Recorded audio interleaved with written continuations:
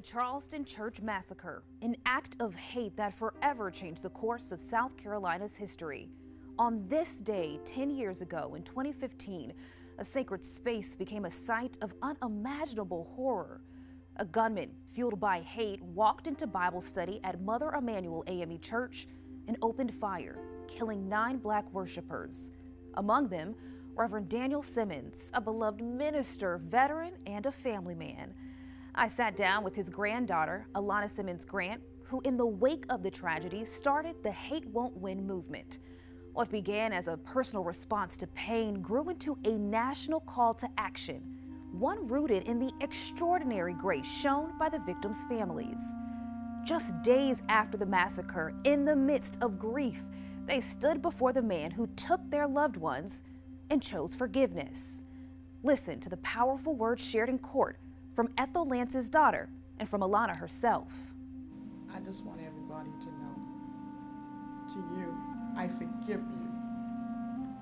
You took something very precious away from me. I will never talk to her ever again. I will never be able to hold her again.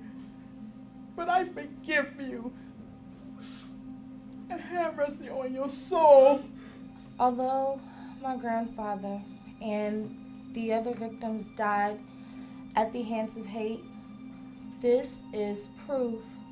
Everyone's plea for your soul is proof that they lived in love and their legacies will live in love. So hate won't win.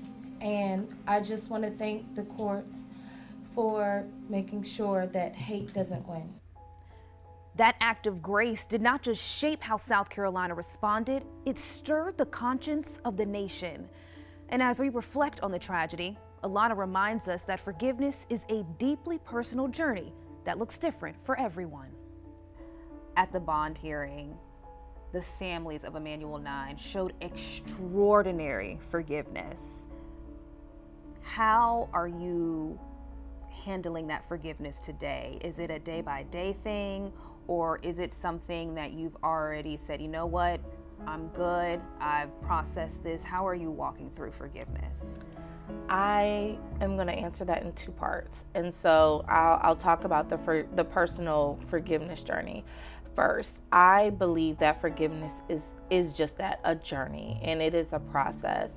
When Miss Nadine Collier got up and offered Dylan Roof forgiveness, it certainly took the courtroom by storm. Like, I believe that was a move of God, and she did what God told her to do in that moment. And it inspired others to do something similar or the same. What I will also say is that every family didn't take that stand, and that is more than okay. But I think that we have to be clear about the narrative, that it's a process for everyone. For me personally, forgiveness is a process, but I also know that the bitterness does not help me.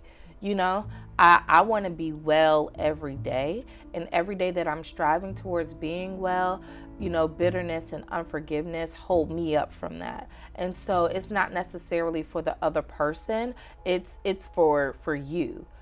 I said all that to say that our community has to do a better job of not weaponizing forgiveness.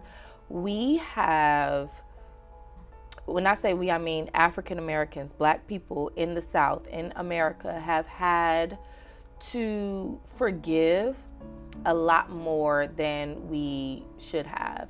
And we are not the Christ, you know, we are still people. And so with that, we can forgive and still remember how we were treated. And when things like Mother Emanuel come up, it could remind the community of the church bombing, or a synagogue being bombed, or mass shootings at Sandy Hook, or any of these other things that have happened in our community where families have been put in, and victims who have been harmed have been put in a position where communities expect this level of forgiveness. Now, Mother Emanuel was certainly a surprise, I would say, to the world, but what I would like to submit is that our families had more avenue to give grace because we weren't arguing over what the truth was.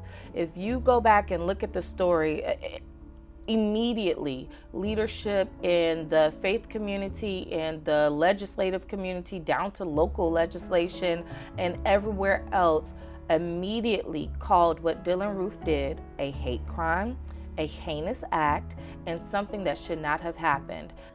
And tonight at 7, we will be honoring the victims and their legacies with a special program called Remembering the Emanuel 9, 10 years later.